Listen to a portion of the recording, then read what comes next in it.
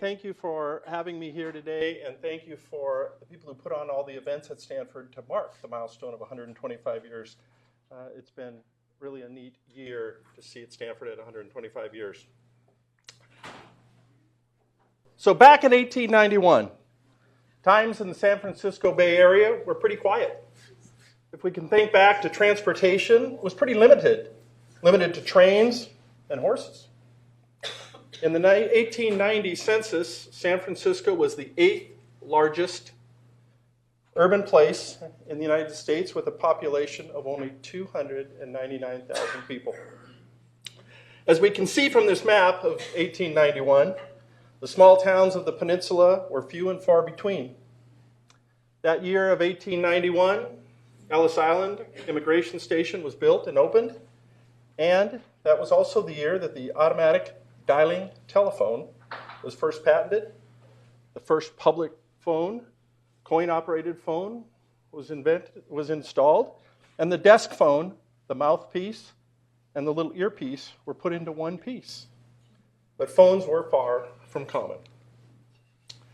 Earlier in 1891, on April 29th, the President of the United States of America visited Stanford, Benjamin Harris.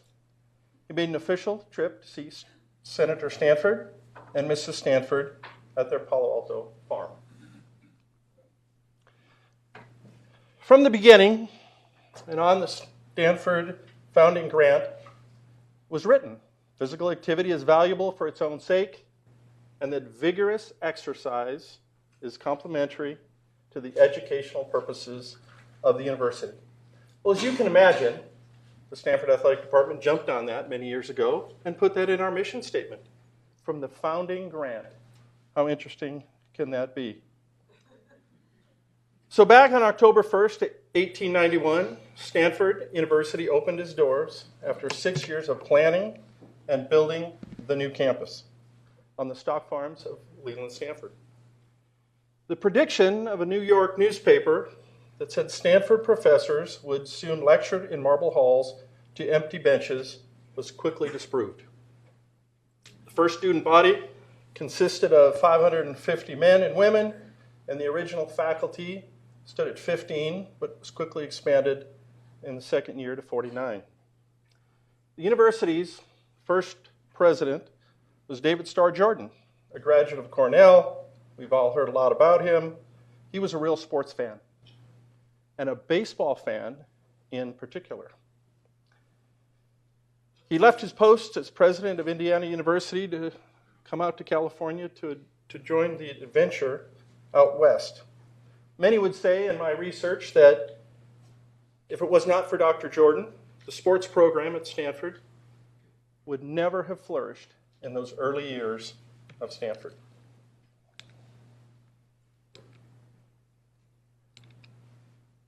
When the university opened, bicycles were just coming into use, believe it or not.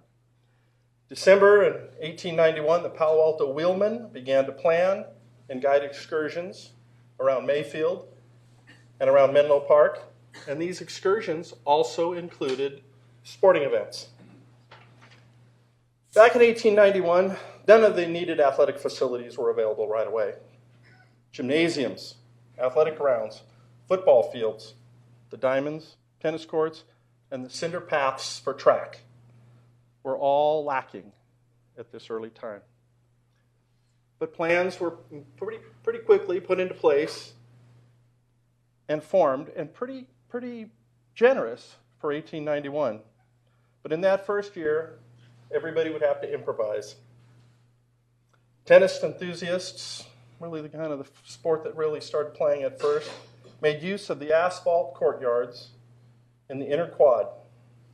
There was ample ground space that was pretty level, and the hard-baked adobe served as both baseball practice for the faculty and for the students. The original campus, to give a little background, was designed in the Spanish colonial style common to California, known as Mission Revival. The red tile roofs, the solid sandstone masonry hold a distinctive California appearance. But in the athletic department, we like to thank Frederick Law Olmsted just a little. He worked out the general concept that the Stanford campus would be not built on the hillside, as some wanted, but built more on the practical flatlands. And of course, that only helped Stanford athletics with all its fields and tracks and other facilities.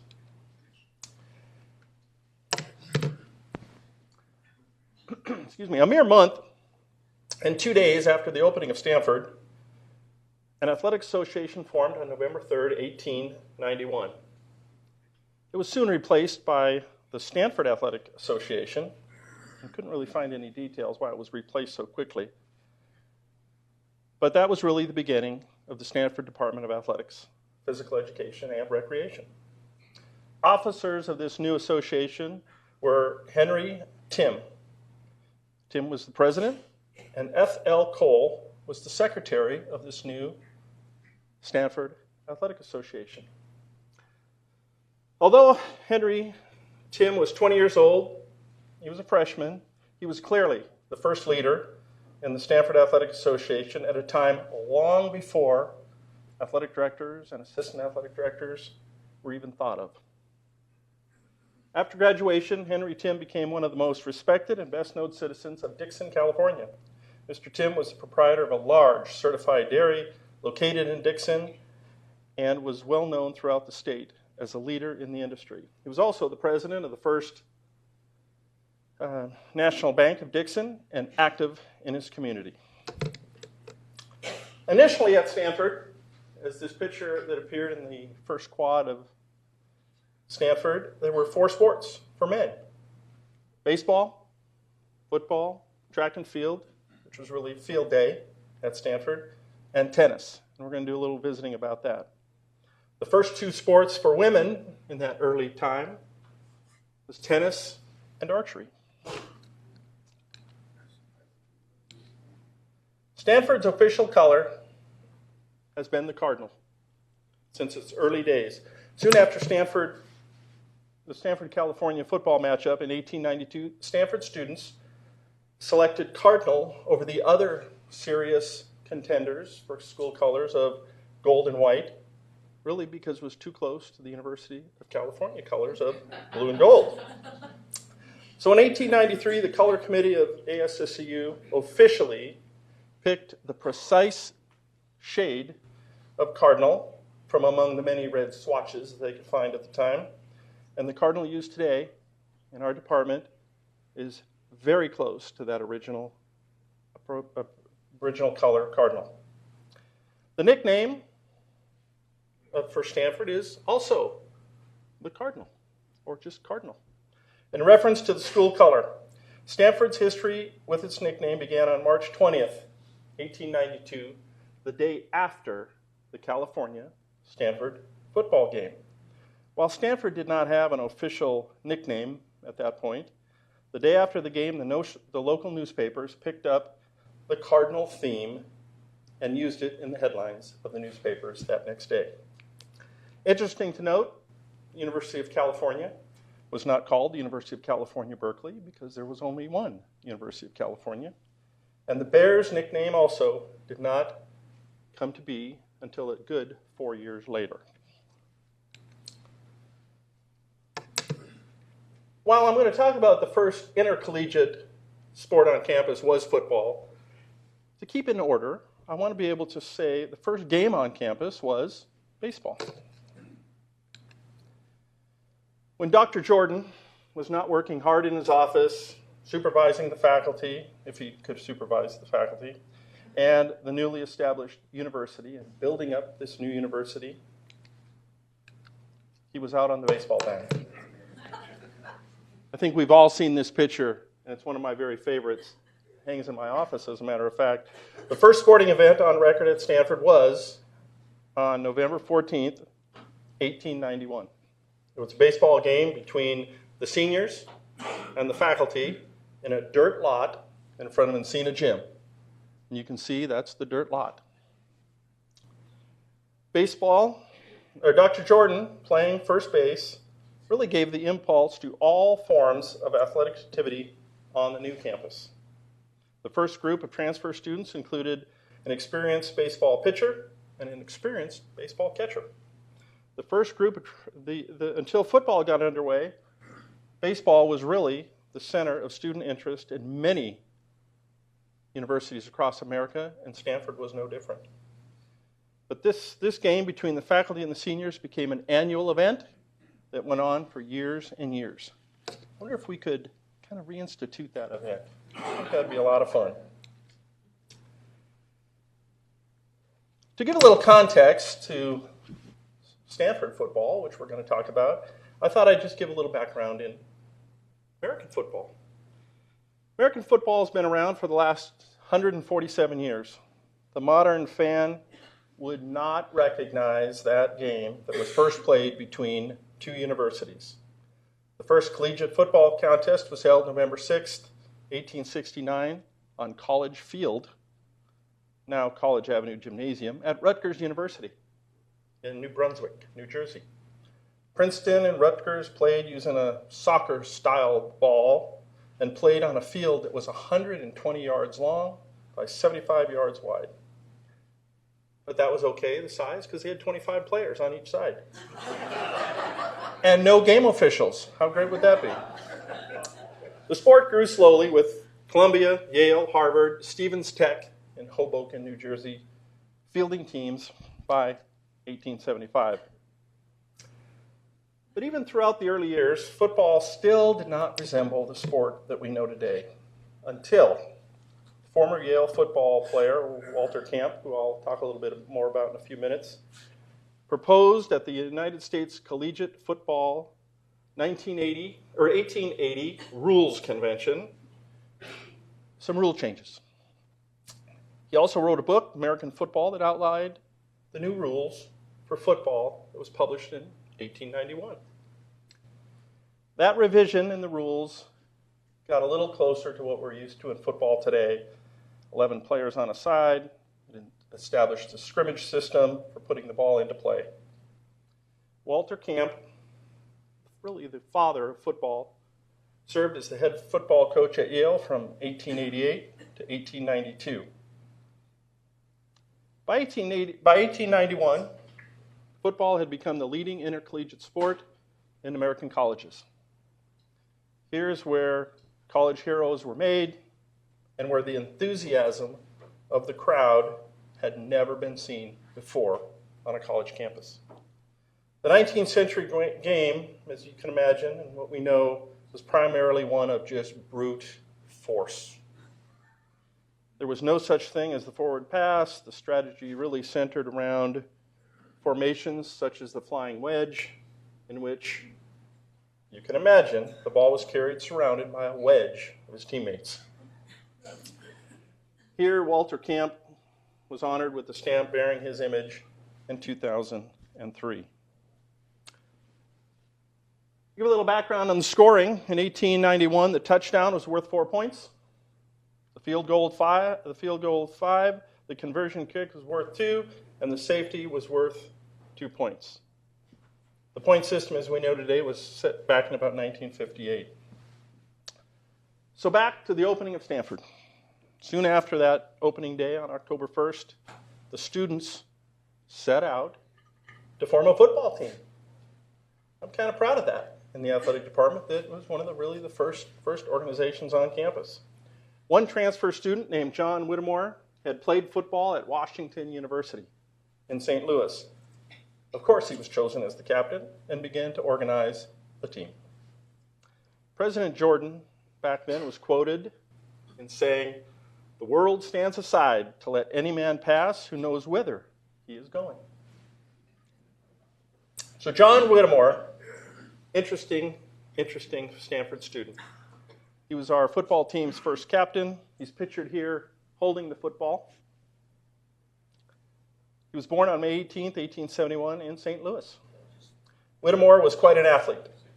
He held the AAU record in 1891 for the 2-mile open water swim at Cornell University. Whittemore transferred to Stanford as a senior the first year the university opened. Interestingly enough, John Whittemore's son, John Whittemore Jr., later attended Stanford, where he was a standout baseball player. and an outstanding tennis player. But John Whittemore Sr. was really known in retirement for building 3 world-class models, ships, totally from scratch. One is still at the Smithsonian Institution, one is in the St. Louis Museum of Art, of course where he went to school, and one is in a private collection. So the University of California had been playing football since 1886, a full 6 seasons before Stanford was even opened. But it didn't have a coach after the first year, and really didn't have a football coach until the fall of 1892. But Roy Gallagher, University of California's football manager, in that era of the business and the equipment manager rather than a coach and an athletic director, issued a verbal challenge to Stanford to meet on Thanksgiving Day in 1891. Well, Whittemore gave it some thought, I'm sure, and felt that his fledgling team would need more time to get ready. The university just opened. Players just started. They weren't sure even how to play football. So he had his fullback manager, Carl Clements, arrange to push back the date of the contest to March 19th, 1892. The field for our football team was east of Encina Gymnasium, that same picture that we saw earlier, which was completely devoid of grass and sprinkled with gravel, but it was their home, and it was the site of all practices and all practice sessions. Stanford's 1891 and 1892 football team, the manager was, and we all know this, it should be part of our trivia, was Herbert Hoover. He's the third from the right in the last row. He was the football manager.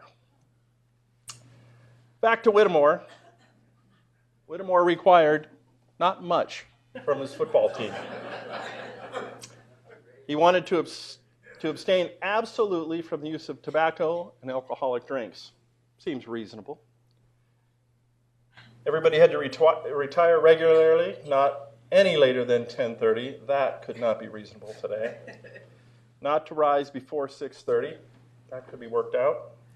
And to obey, this is an interesting one, to obey implicitly regularly the call of the manager for cross-country running, gymnasium practice, and field practice, and to abstain absolutely from eating between meals. That would not go over today in the NCAA. But Whittemore acted as the de facto coach, drawing up plays and organizing practices in that dirt lot. The team won its first 2 games against Hopkins Academy and the Berkeley Gym. Some of those guys at the Berkeley Gym apparently were Cal football players, but playing for the Berkeley Gym. But soon they lost to the team from San Francisco's Olympic Club.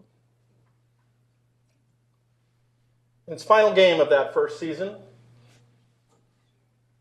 Stanford was set to play the more experienced team from the University of California, setting the stage what would become one of the longest-standing college football rivalries in football history.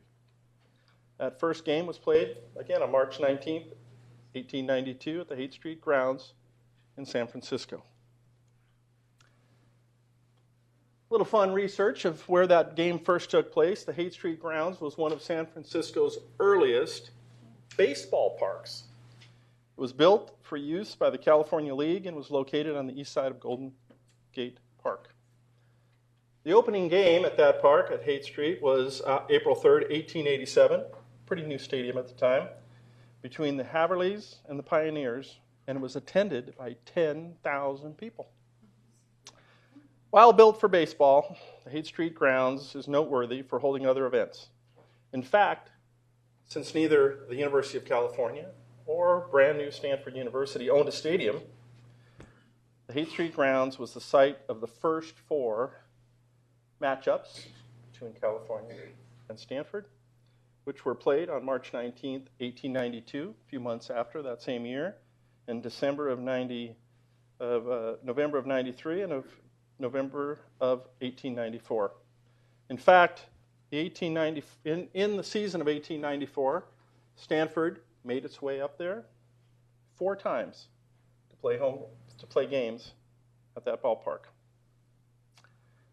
That stadium and the location was really a perfect place for the game, since the cable cars went right up to the ballpark. But this was no coincidence. Charles Crocker, one of the Big Four, owned the cable car system. In fact, he owned the land and leased it to the ballpark. The Haight Street grounds today, not even a marker on the site, near Golden Gate Park, was bordered by Frederick Street, Waller Street, Cole Street, and Stanton Street, outlined here in red. The last game on that field was held on March 9th, 1895. Soon thereafter, the grounds were auctioned off, the plots were established, the water and the sewer lines were put in, and in 1895, the Stanford game had to be moved to Central Park in San Francisco. Pictured here is the Haight Street grounds, kind of resembling in the background a little aerial view of what's there today. So back to the first California-Stanford football game. In the morning of March 19th, 1892, 5 train cars were up on the spur at Stanford, standing near Encina Hall for a few hours. That time was used to decorate the whole train using red bunting. Then the band, with tin horns and other non-musical noise-producing implements, no change today, is it? And virtually the entire Stanford student body and the faculty proceeded with all expected excitements on to San Francisco. Equally enthusiastic crowds came from across the bay, and the city was filled with blue and gold and cardinal. The excitement was building in San Francisco. Fans took all forms of transportation that were available at the time. They went by bicycle, buggy, 4-wheeled carriages with 2 seats, horseback, the trolley, and of course, many traveled by foot. The crowd was reported to carry just about everything the crowd needs for a football game, including blankets, binoculars, overcoats, seat cushions, lunch baskets, and of course, bottles filled with liquid. Can't bring those into Stanford Stadium anymore. The 2 teams arrived in a tally-ho stagecoach from their respective hotels. Stanford stayed at the Palace, now called the Sheraton Palace, and that practice continues today. Teams always stay in a hotel before a football game. Stanford's team manager, as we said, was future United States President Herbert Hoover. Here pictured just about at his graduation. Many years later, Hoover admitted that he was entrusted to be the manager of the football and track team since he had managed to save enough money from those first 3 football games to buy athletic equipment for the rest of the team. Some reports have the tickets printed at 10,000 for that game, and while 20,000 showed up. Other reports that I read said there were 5,000 tickets printed and 10,000 people show up. But whatever the case, Hoover had not printed enough tickets. And soon the overflow crowd forced Hoover to collect cash payments for admission. He tossed the coins into empty wash bins, boxes, anything he could find that he actually rented from the neighboring homes, in exchange for complimentary admission to the game. The game was set to begin at 3 o'clock. But the referees realized neither team remembered to bring a football. So, as one story goes, a mounted messenger was dispatched into town to retrieve a ball. Another reading came out that a sporting goods proprietor named David Gulcher rode on horseback to a store, found a substitute football, and the game was finally was able to begin an hour and 11 minutes late. When Stanford won the coin toss, our friend Captain Whittemore chose the field instead of the ball. Kicking off in those days meant practically automatic possession of the ball. The kicker would nudge the ball with the side of his foot, putting it into the possession of one of his backs. He also chose the west, so Stanford could have the sun and the wind to their back. When Stanford got possession of the ball, Whittemore took advantage of the confusion and the tension and called 100. The first series of plays was underway, and the initial use of the double pass or reverse resulted in the very first touchdown. Although there was still confusion in reading through this on who actually scored that touchdown. Not surprising, since there were no numbers on the jerseys, no PA announcer, and certainly no end-of-game statistics printed. But the credit for that first football touchdown goes to halfback Paul Downing. Paul Downing is pictured on the upper left-hand corner of the slide. Downing played 4 years at Stanford. He never missed a minute of play in all his 4 years. In 1895, Downing became the head coach at Oregon State Agricultural College, now called Oregon State University, and held that post for exactly 1 year, the third year of Oregon State's football existence. Downing and his team produced a record of 0 wins, 2 losses, and a tie. He was not the coach the following year. Again, nothing changes, does it? But Stanford employed some trick plays, surprising the stronger and more experienced University of California by scoring 3 touchdowns worth 4 points each and a conversion kick worth 2 for a 14-0 halftime lead. University of California shut out Stanford in that second half, but could only score 2 touchdowns and 1 conversion and fell short. The final score of that game, 14-10, Stanford won. There were only 22 players that played that first game, 11 players from each side.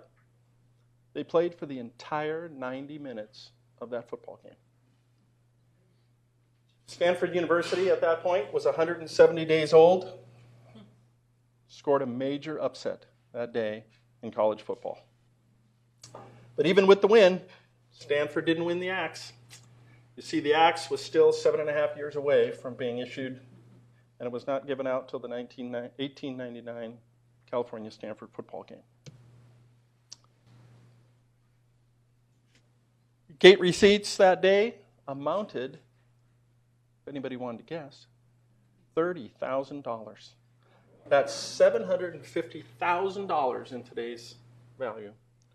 The coaches split the profits and financed their respective teams in great style for another year. I did not see the game, Hoover said. After the game, the California manager and Hoover retired to a hotel room with all the money, transferred it all into grain bags, sat up most of the night, and Hoover was again later quoted saying, "I had never seen $30,000 before." By the way, when the bank counted it up, they counted $18 more than they had counted. But just after the season, Captain Whittemore wrote to legendary Yale coach Walter Camp, who we talked about a little bit earlier, asking him for a recommendation who could come to Stanford and be the next head coach. Whittemore really felt we needed a head coach. To Whittemore's surprise, Camp agreed to coach the team himself, on the condition that he had to finish the Yale position first that fall. So Coach Camp was our head football coach here at Stanford in the month of December of 1892. Didn't charge Stanford anything. And then became the coach for the entire 1894 and 1895 football season. Although Cal and Stanford would meet later in 1892 and continue the series, it was still not called Big Game until 1900.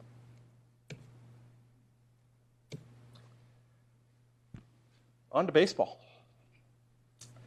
Baseball was pretty new on the West Coast. At Santa Clara, baseball was the oldest sport, with the first recorded season coming back in 1883. Prior to that, Santa Clara students had long engaged in baseball with one another. Santa Clara's first intercollegiate baseball game came in 1883 when the Jesuit fathers finally allowed the Santa Clara students to take an overnight trip to play the fledgling little St. Mary's College, which was located in San Francisco at the time. According to a note in the 1941 Cal Baseball Media Guide, on November 6, 1886, the University of California had a baseball team, faced a team from the College of the Pacific, then located in San Jose, for the first intercollegiate baseball game played on the West Coast. Lacking lights, lacking a dominant closer, the game went into the books with a score tied 11-11. But it was called on the account of darkness. However, California officially began to play baseball in 1892. At Stanford, baseball was the second sport to field a team in the spring of 1892. The football team had just played 3 games when an eager but inexperienced group of students, except for the 2 that had a little bit of baseball experience, they had makeshift uniforms. They met the San Jose pros in San Jose. Met the San Jose pros on campus on March 5th, 1892. Stanford didn't even have a coach. But I don't think a coach would have helped that day, as the pros won 20-1. But after the game, the team received full encouragement and inspiration from the president, David Starr Jordan, whom, if we know, loved the sports and really loved baseball. So the next 6 weeks, they started preparation. They prepared in that dirt lot and prepared some more. Squad took on the University of California on April 23rd in front of a crowd of nearly 3,000 people at the ballpark in Central Park in San Francisco. Stanford's second baseball game resulted in a smashing 13-6 victory over the University of California. In the first 3 weeks of May 1892, Stanford played St. Mary's on the Stanford campus, took a road trip to Santa Clara, then hosted Santa Clara on the campus, and then played the Reliance Athletic Club on May 14th. The Reliance Athletic Club and other athletic clubs were pretty common in that point in time, and that it was founded as a baseball club in 1895 in downtown Oakland. The club's focus was developing physical fitness for its members, and its gymnasium, including sports as boxing, fencing, football, and baseball. NCAA wasn't keeping track of that group either. With a 3-3 record, Stanford again played the University of California on May 21st. The game was at Cyclers Park in San Jose. Cal broke a 7-7 tie in the 9th inning to take home an 8-7 victory. As legend goes, Stanford protested the loss, stating the umpire was blind in one eye and could not see out of the other eye and should have wore blue and gold. Of course, California, St. Mary's, and Santa Clara, these are still teams we play today, other than they're in a different conference. So the captain of the Stanford Nine was a guy named Charlie Adams, pictured third from the left on the top row. He was the first manager. He was the captain, and the first manager was a guy named Max Rosenfeld, pictured in the coat and vest. Charlie Adams, class of 1895, was from Stockton, California, but everybody in the year at Stanford always called him Charlie. He was born 23. He was about 23 years old when he entered as a freshman. He was close to 6 feet tall. The February 5th, 1914 Palo Alto Daily called him potentially the greatest undeveloped natural athlete they had ever seen in their 23 years of athletic writing. His only previous experience was in baseball, and he easily made third base in the captaincy of Stanford's first and victorious varsity. Charlie also played football that season for Stanford. Max Rosenfeld graduated in 1895 and was one of the most enthusiastic men of the early pioneering days at the university. After graduation, he became a member of the firm of Rosenberg and Sons. They were coal merchants on Sampson Street in San Francisco. He later became a huge supporter in the early days of boosters for Stanford sports on the farm. That first baseball game versus the University of California on April 23rd was played at Central Park in San Francisco. Central Park was home to the Pacific Baseball League from 1886 until June of 1887. In 1888, the ballpark became home of the newly formed California State League, and later, when the Haight Street grounds were turned into housing, the Stanford California football game moved to this ballpark. Central Park opened in 1884 and was located at the corner of 8th and Market Street and had a capacity of 15,000 people. Unfortunately, the stadium was completely destroyed in the 1906 earthquake. Today, that site has had different buildings on it, but today it's an empty lot. I'm sure ready for redevelopment. Track and field. Well, modern track and field competitions, separate from general sporting festivals, were first recorded in the United States in the 19th century. These were typically organized by educational institutions, military organizations, and sports clubs as competition between rival establishments. In the United States, began holding the annual national competition, the USA Outdoor Track and Field Championships, first held in 1876 by the New York Athletic Club. Although the first intercollegiate meet was not until 1893, Stanford Field Day started a great tradition of Stanford Track and Field on the campus. That first track and field day, the first field day of Stanford Athletic Association was held on campus on May 28th, 1892. There were 19 events that day.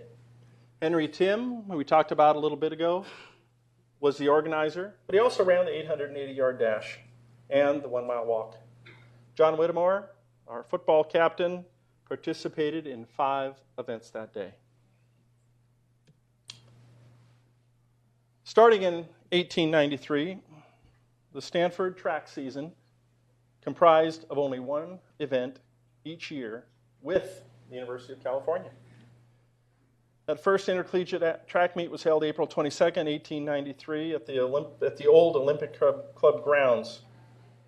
I hate to say it, but for the first 10 years, Stanford did not win a single meet against their crosstown rivals.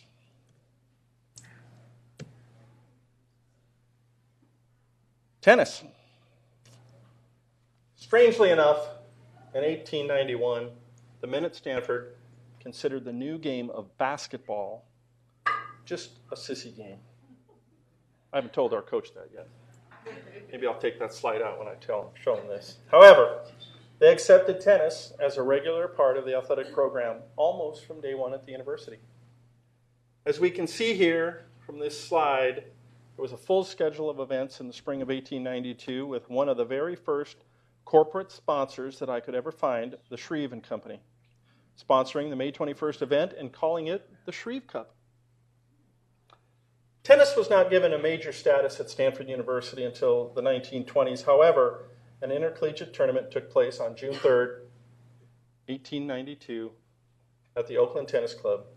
As was the case in many of our other sports, the Cardinal was victorious in their first meeting with the University of California, winning 5 matches to 4 matches, all singles.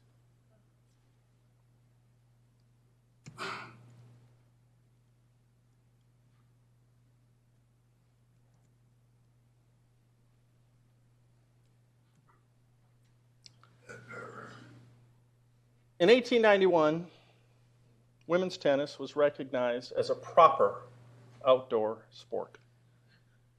As we have learned earlier, the first tennis courts at Stanford were made exclusively for the use of the women on Stanford campus. A women's athletic club was organized in December of 1891, which by 1893 gave way to a more representative Women's Athletic Association here at Stanford. This was an independent organization which within a few years did become a part of the Associated Students. Basketball was another recent sport. It was taken up in 1894, and the first off-campus game was played with the Castanea School. And that same year, in 1894, Stanford lost 13-14. This drawing, taken from the first edition of the Stanford Quad, represents bicycling, basketball, archery, boating. I think those are rowing crew oars, and tennis. Early pioneers for women's sports at Stanford included Miss Stella Rose. Miss Rose returned as an instructor in charge of Robley Gym, which was previously under the charge of Miss March. Miss Rose was not a stranger to Stanford, having been a member of the class of 1999, and until 1901, she was in charge of the physical training at a school in Los Angeles. Miss Lucy Eves, class of 1894. Miss Eves, who graduated, became an instructor at Stanford in history of the Pacific Slope and lived at 33 Alvarado Road. She worked as the head of the settlement house in San Francisco from 1901 to 1905. This work really put her in close association with the labor movement of California. Miss Eves researched and wrote a book between 1905 and 1909 called The History of the California Labor Legislation. This book was published in 1910, and it was a significant influence on the wave of labor legislation following the election that year.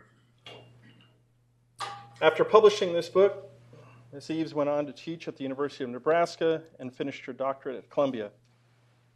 In 1915, she went on to Boston, became the director of research in the Department of Women's Education and Industrial Unionization.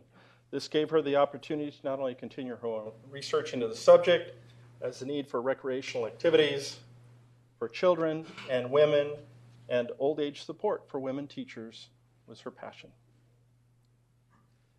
And Miss Ada Edwards was a graduate of Stanford and pioneering among women in college basketball. She was active in many Los Angeles organizations. She was instrumental in the Assistance League as a national organization in 1935. Just last year, 2 years ago, in 2015, the first National Ada Edwards Award was awarded in Santa Monica, California.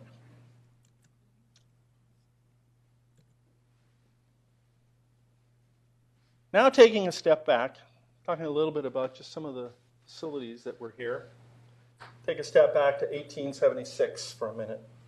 When Governor Leland Stanford purchased the Mayfield Grange, it was about 650 acres along the creek near Menlo Park.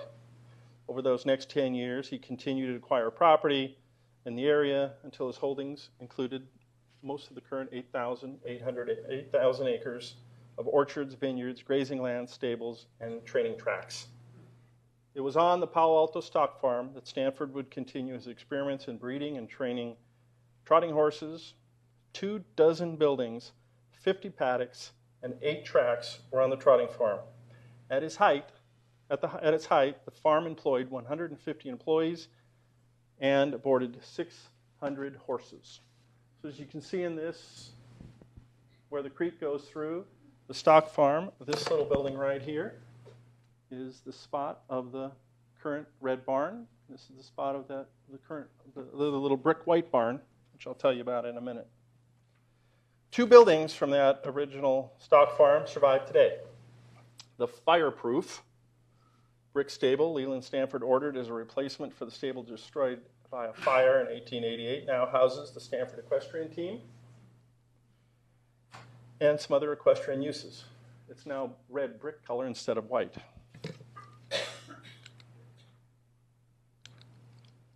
The Victorian Red Barn also survives. It was built somewhere between 1878 in 1880 and served as the training stable at the stock farm.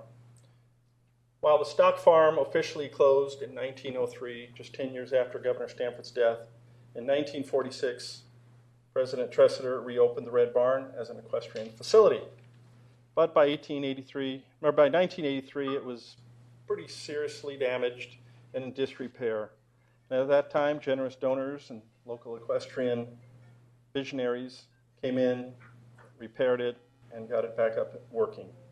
From 1984 to 2004, Stanford contracted with an outside agency to run the equestrian facilities, and in September 2004, the university resumed direct control over that Red Barn, and the athletic department has the honor to run that facility today. By November of 1891, 2 tennis courts for women had been made, as we visited about earlier, and by the end of December, 4 courts for the men were completed. In the fall of 1891, the construction of 2 gymnasiums, really temporary wood frame buildings, were well underway. Encina Gym was completed in January of 1892, and it was not replaced until the opening of the Encina Gym in 1915. Robley Gymnasium was finished a few weeks later and dedicated for women students. The building was not fully replaced until 1931, construction of the current Robley Gym, which of course is the drama and dance department. Location of Robley Gym, the little wooden structure, is right across from the quad. Today, that area is the SEQ courtyard, in that exact spot. Other areas within the university, the athletic areas was dedicated to be about 13.5 acres, would quickly contain a 1/4 mile running track with space inside for baseball, field sports, and according to the university registrar, all this is perfectly graded, drained, and covered with cinders, clay or sand, as the use of each area demands. The enrollment in these classes of gymnasium, in the gymnasium classes, was large because at the time credit was given to the students who took the classes.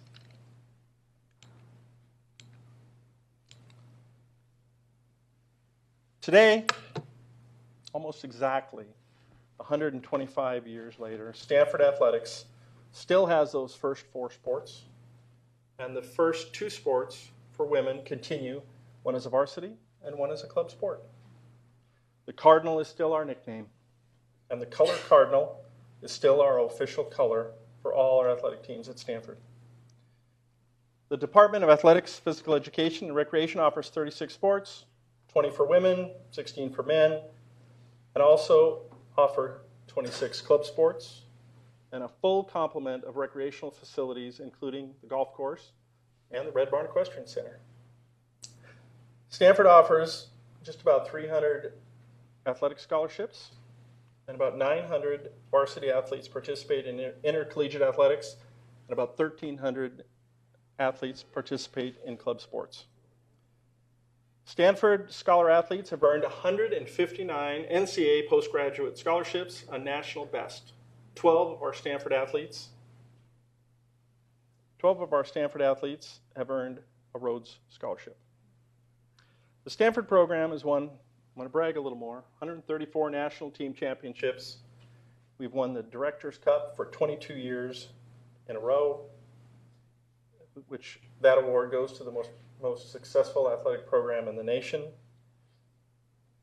As we oftentimes only look ahead for the next win, for the next recruiting class, for the next championship, it's sure nice to spend an hour looking at what happened 125 years ago. And I appreciate you being here. Thank you.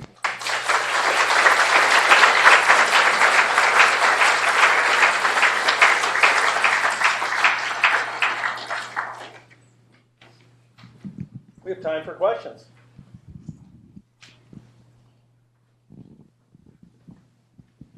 Let's get the mic. You can wait for the mic.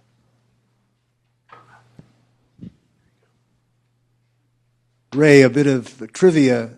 Whittemore's grandson practiced dentistry at 701 Welsh Road. He was a schoolmate at what is now the University of Pacific Dental School. When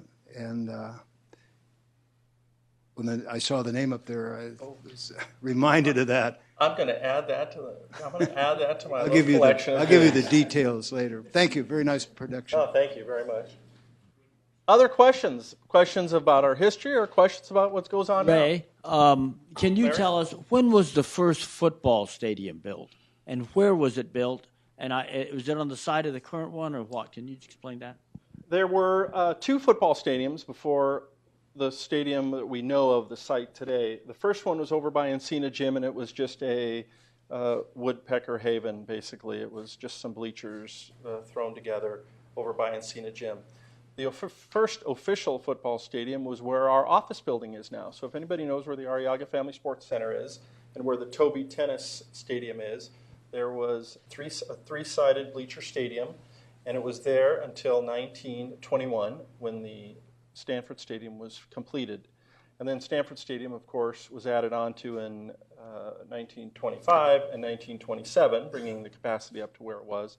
And then, of course, basically torn down and started over in 2006. I have a picture just outside my office because it basically shows where that three-sided seated stadium is. Pretty fascinating. I just want to ask Ray. Get the mic. Oh, I thought you were pointing to me. Sorry. Oh, yeah. Can you tell us about the Indian's name, when that came about and when it went away? And also, if you could touch on the tree, because a lot of people get confused about the tree. I can touch on both of those, I think. So the Stanford Indians was the nickname that Stanford took on in about 1931. And so and retired the name in about 1972. For a few years, there was not a name. There was student contests on what that name should be. Their names came up, the Griffins. There were a couple of statues of the Griffins in front of the athletic department. I'm sure many of you have seen. They thought about robber barons for the obvious reasons. But nothing quite worked out. So it went back to the original name of Cardinal, which was we learned today was right after the first California Stanford football game. The Indians was kind of the tradition back then of many universities naming after Native Americans, whether it be some form of that name. Stanford was really one of the very first to eliminate that name. On the flip side of it, the University of North Dakota, where I went to school, was one of the last to get rid of that name, which just got rid of it a couple of years ago. And then the tree. We don't take any credit for the tree. So the tree is not the athletic department mascot at all. It's the band mascot. So whenever we see the tree performing at athletic events, which you won't see perform for a while since they're on a little probation, they have it's part of what the band does. So technically, we do not have a mascot. You mentioned that at the outset there were 4 men's sports, 2 women. Mm-hmm. What was added by 1900, for example? Sports do we have additions? Track and field was added. The soccer at a form was added because we had a coach named Harry Maloney that coached multiple sports, knew something about soccer. So it was kind of a casual soccer team by a few years after that. But it's pretty much stayed at that lower level. There was by 1906, when the new athletic department building was built, where the Bing Concert Center is now, there was a pool and an indoor running track, and there were racquetball courts in there. So presumably by that year, those were popular sports too. Yeah. That's my next talk. So. This day of environmentalism, a big game bonfire wouldn't be appropriate. But when did that start, and for how long did it continue? Well, you give me some good questions here. So I don't know when it started, but it's been a long-standing tradition that took place typically in Lagunitas. The tradition was ended by the time I started in 1994, and we had a little mini bonfire, which was more like a charcoal grill, behind the athletic department for several years, and then we had more of a student rally with a little bit bigger barbecue. It was like a pallet. I think probably ended about 7 years ago. Part of it was environmental, and part of it was kind of the loss of interest in having a fire. And then it was really between the fire department and the fire marshal and the safety people, we just kind of put it out of business.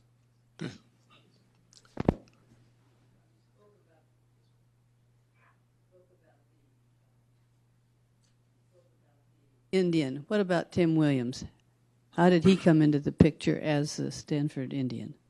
I don't know, and I'm gonna turn that back to the group, and I bet Mr. Rutter would know that answer. Tim was a member of the tribe up near Ukiah. He was. I don't suppose there are any full-blooded Indians left, but he was as close as you could come, and he had a beautiful costume with long feathers. He'd get out there, and he loved it. He was very disappointed when the powers that be ruled that he shouldn't appear anymore. His last appearance was in Don Bunce's 1972 Rose Bowl game, I believe. He performed there, and then that was the end of it. And so while you were kind enough to give this back to me, I want to mention that I was a little disappointed you didn't mention the fencing. And as you know, my grandfather was a fencer in the member of the pioneer class. I have his fencing medal with him. If anyone would like to rub it for back, good luck. They're welcome. I thought we were going to leave it up here, and yes, so Jim, to answer your question, fencing was added a few years later as part of this. Yeah, at least he fenced in 94 anyway. That's what the medal is. Yeah. Okay. Thank you. And, my question is that is it true that the reason why Leland Stanford Jr. built this school was because he was refused admission into Harvard or Yale? I had something like that. No. Okay, thank That's you. all we can say. No, he hadn't even applied to go to college yet by the time he passed away.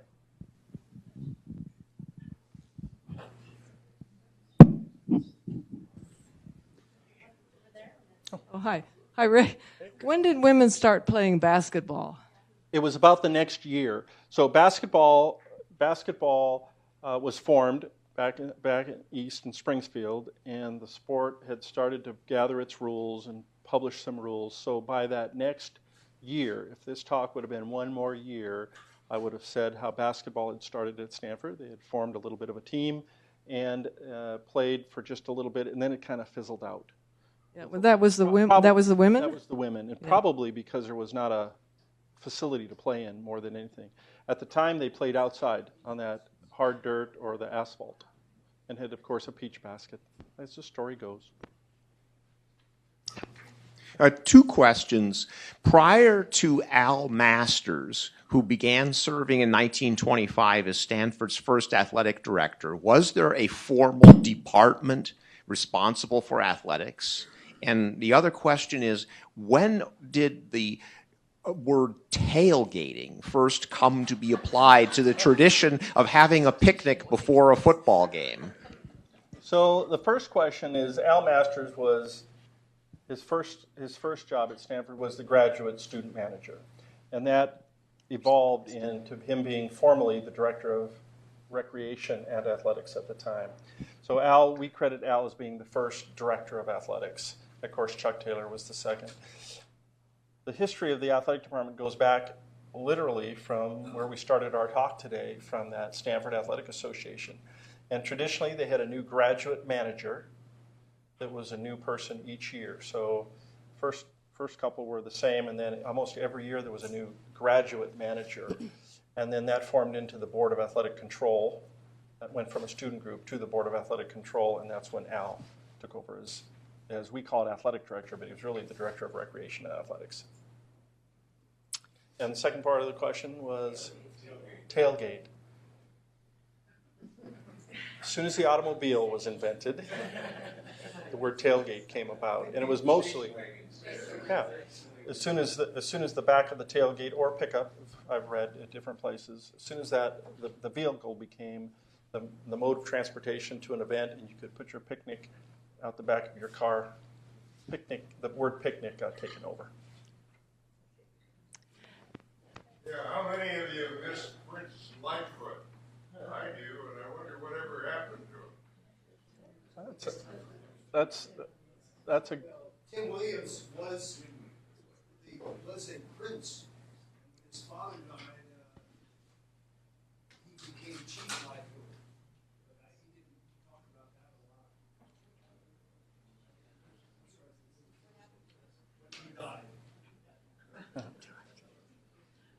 a lot. I have a question. Other questions? Hi, Ray. Oh, hey, how you doing? Good. Great presentation. Loved it.